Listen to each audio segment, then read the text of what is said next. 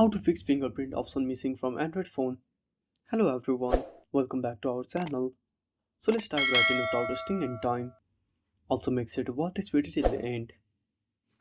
So the first method is simply restart your device. Keep holding the power button, then tap on the restart button. Now once you restart your device, if your issue is still not fixed, open up settings on your device. Then scroll down. Now go to system and updates.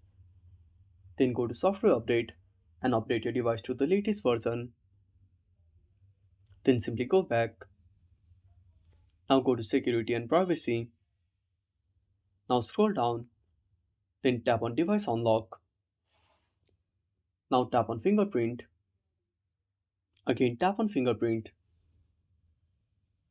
Now enter the phone screen password.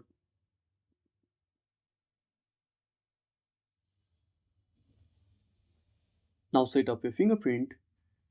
I hope this should fix your issue. And that's it.